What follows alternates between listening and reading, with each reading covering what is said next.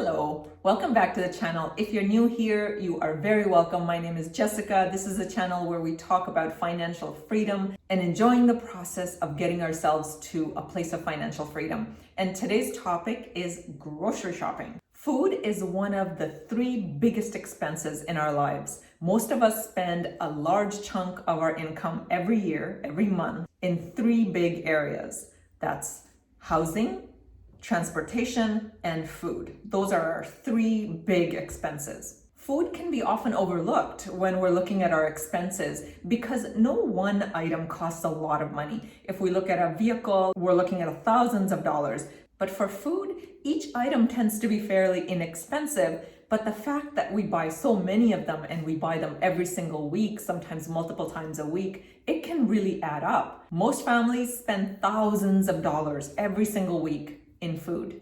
An average person in Canada spends $534 in groceries every single month. That's $6,400 a year. That's for one person. That's not for family. There's some really interesting information available on Loans Canada. I'll insert an infographic up there just so that you can see what some of those stats are like. A family of four can spend $13,000, $14,000, $15,000 a year. And we're not even talking about eating out and ordering in. We're just talking about grocery shopping. Cost per person is a little bit less in the US than it is in Canada. I think it probably has something to do with the price of food as well. Whenever I travel in the US, I always find food is much cheaper there than it is in Canada. Food is such an integral and beautiful part of human life. It nourishes us, it connects us to family, it connects us to friends. It's a basic human need, yet it can be celebratory, it can be ritualistic. So it's really important to be intentional about it. It's not only important to be intentional about how we eat it, how we consume it, but also how we buy it.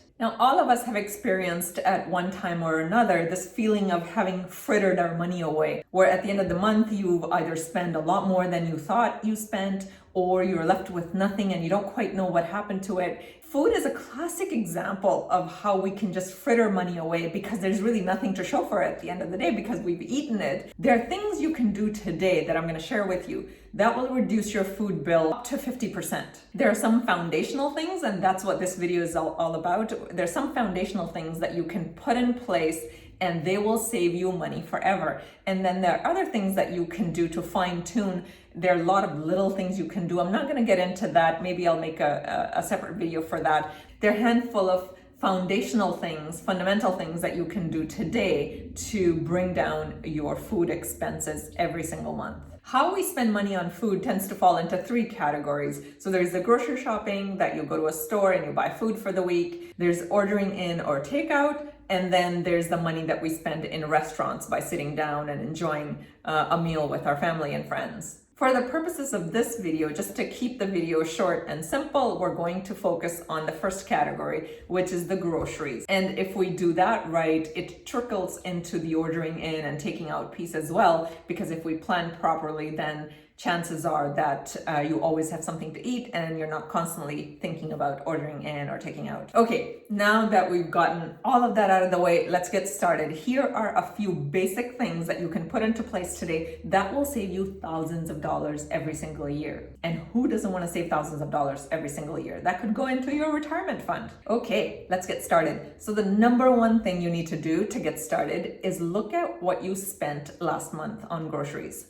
So you could do that if you use your credit card or debit card. That's easy to see. Look at which stores you shop at, and then just look at your credit or debit card statement and see what you spent. And if you use cash, then that might be a little bit more difficult. So you'll just have to figure out how much you spent last month, or you can track this month instead if it's not possible for you to look at last month. That's the place to start. Figure out how much you spent last month, and that alone will be eye-opening. I know I do this exercise every few months, and every time I do it, it's quite eye-opening. Things can get out of hand really, really quickly. So this will be a really, really important exercise for you to do, is look at how much you spent on groceries last month. Number 2, decide how much you want to spend going forward. So create yourself a budget. So look at what you spent last month and see if you could reduce that. If you've kept the receipts, or even if you look around the house, look around your pantry and fridge, you know the areas that you probably spend money on unnecessarily, or you might waste food, or you might buy things that you don't always need, and so on. So the second action is just decide how much you want to spend going forward. That should be less than what you spent last month, hopefully, because you're going to be a little bit more conscious. You can start by reducing it by 20% or 30% or 40%. It's entirely up to you. It depends on what your current practices are. Now, after you do those 2 things, you are ready to make a meal plan. Now, most of us tend to stick to the same 10 or 12 recipes that are kind of our favorites. We love to eat them. They're easy to make. Figure out, if you don't have that already, figure out what those are. 10 to 12 gives you a nice variety so that you don't get bored eating the same things, but it's also your go-to meals, so they're easy to prepare. I strongly recommend that if you don't have this already, write it down or create a Word document or whatever works for you. Have your top 10 to 12 recipes that are your go-to recipes. Use that, or whatever mechanism that you have, use that to come up with a meal plan for the week. So that was number 3. Number 4, using that meal plan, make your grocery list. Never, ever, ever shop without a list. Number 5, shop at affordable places. There are so many different types of grocery stores. There are some that tend to be more high-end, that only carry everything organic or name brands and so on and so forth. You want to eat healthy, of course. I think healthy eating comes from fruits and vegetables, things that are natural. Healthy things don't necessarily come with a name brand. I mean, broccoli doesn't really have a name brand, right? So just stick to fruit and vegetables in terms of eating healthy. It's less about brand names when it comes to food, but more about staying close to nature and having as much unprocessed food as possible. You want to shop at affordable places, and also shop in bulk when you can. And number 6 is go shopping only once a week. Resist the urge to go often. So if you have a meal plan for the entire week and you have a list, you always shop with the list.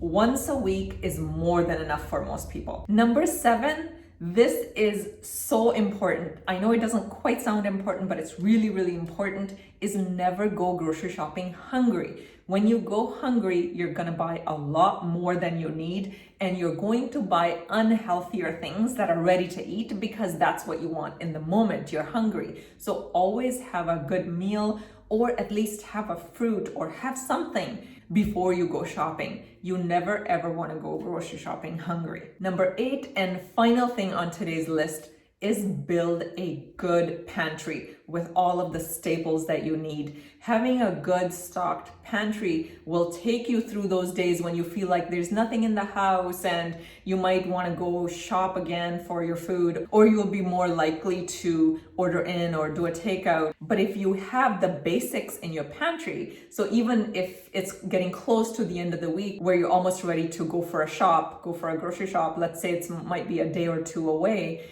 and it's not quite the day that you had planned in mind, to make sure that you don't fall into that trap of wanting to make an extra trip to the store, or you don't fall into the trap of ordering in something unhealthy. If you have some key things in your pantry and you also have key meals in mind already, that will make a big, big difference. These are some really simple yet powerful strategies. They're very effective. If you aren't already using these, I highly recommend you put these into action. And if you have some strategies that you're using that you find really, really effective and helpful for yourself, don't forget to share them in the comments below. I would love to hear from you. Don't forget to like this video and share it if you found it useful. If you haven't done so already, subscribe to the channel. I would love to have you in this community, and I will see you next week, Thursday.